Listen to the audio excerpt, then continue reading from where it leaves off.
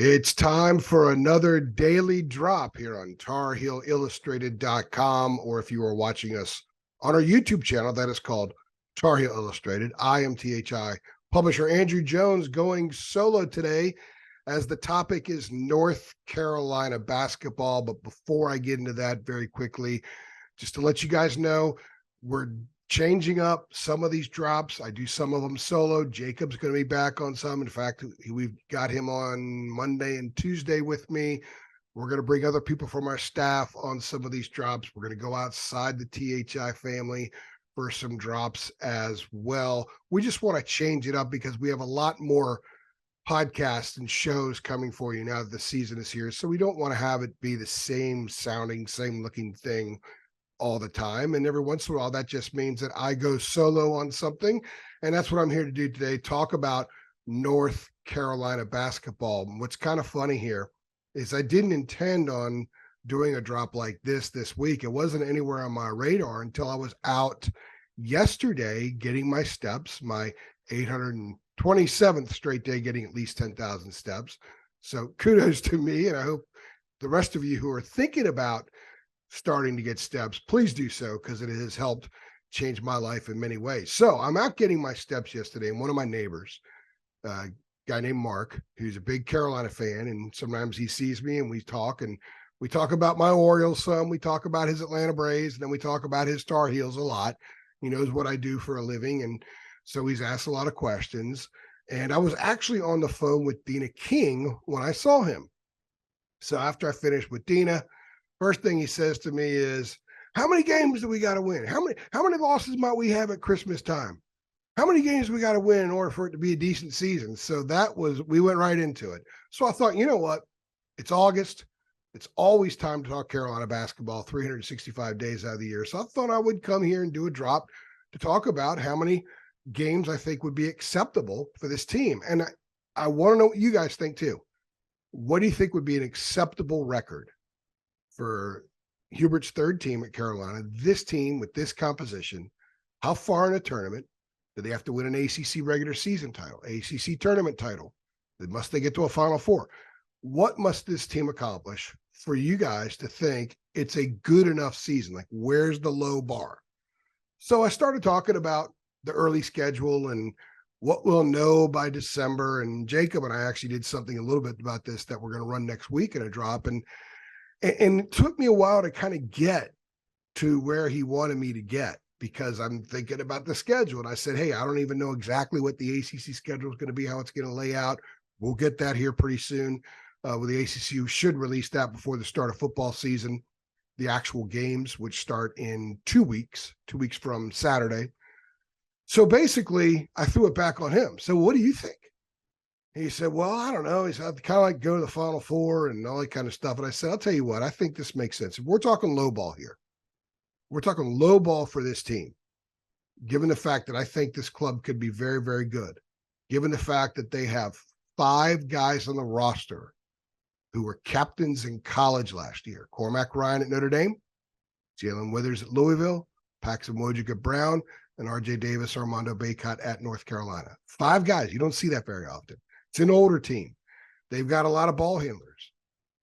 If your starting lineup is Elliot Cadeau, RJ, Ryan, and Ingram, you've got 4 guys on the floor who can create something with the dribble in a shot clock situation. You've got a team that should be a better three-point shooting team. Going out and getting James Okonkwo to play behind Armando was huge. This is a bigger team than people realize. I saw Jalen Withers in person right next to Armando a few weeks ago in the bowels of the Dean Dome, and he's almost as tall. Zayden High walked by me. He's really tall. He's a big dude. He's already kind of thick, too, for a freshman. So I think this team has a lot of parts to be very good and achieve an awful lot this season. So with that in mind, a low bar might be Sweet 16 and avoid losing double-digit games. And you got to be in the upper 20s with wins. If you go back and look at Dean throughout time, go look at Roy's teams throughout time, you know, a Sweet 16 team that goes 27-9, 27-8, they co-ACC regular season champs, second round ACC tournament, losing the finals, and then they lose in the Sweet 16, win 27, 28 games. That's kind of like, okay, that's a low end North Carolina year for most fans. They want more, but that's one of those seasons where they can walk away and say, okay, it wasn't exactly what I hoped for, but it was still pretty good. And when you stack years like that up over time, it's a nice look when that's a little bit more of a low end type of year. Just go back and look at Carolina's yearly records. Go back and look to when Dean got there and just see what they were over time. And when you just stack those kinds of years on top of those kinds of years, and then you have your Final Fours shoot up and you have your national title every once in a while, that's what makes a blue blood a blue blood. So I'm going to say on the record right now, anyway, I think 27-8, Sweet 16, a share of the ACC regular season title. That to me is a low end for this team. How do you get to 8 losses? Well, they're going to have a couple in the non-conference. Probably lose a game in the Bahamas. Maybe they won't, but they probably will, because I think it's going to take a while these guys to fully gel. Soon, right after that, you've got Tennessee at home, and then you got UConn in Madison Square Garden. So whoever they play in their final game in the Bahamas, especially if they're in the title game, they're going to have 3 straight games against top 15 teams, 2 against top 10 teams probably. Then you got Kentucky in Atlanta just before Christmas, or about 9 days before Christmas, actually, an early CBS Sports Classic this year. So I can see a couple losses there. Now, how many in the ACC? Maybe 4, maybe 5. And then you got to think about an ACC tournament loss. And then you think about an NCAA tournament loss. If they lose 2 in the preseason, in the pre-non-conference season, and they lose the ACC tournament, and they lose in the NCAA tournament, that's 4. So that means 16-4 in league play, probably enough for a co-regular season championship. That's kind of how you come to about 27, 28 wins and 8 losses in a Sweet 16. I think that's low end. I think that's the low bar. I'd love to know what you guys think. Go ahead and tweet it at us. We'll put this out there. If you're on our message boards, go ahead and put it in there. We'll have a good conversation.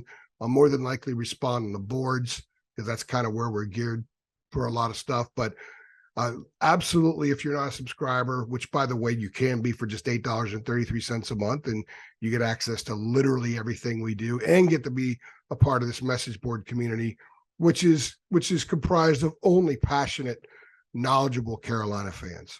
So go on over there, just $8.33 a month. You can be in that community too. However, if you're not, and you're not going to go over there, still want to know what you think. So pop it off here on Twitter. Let us know.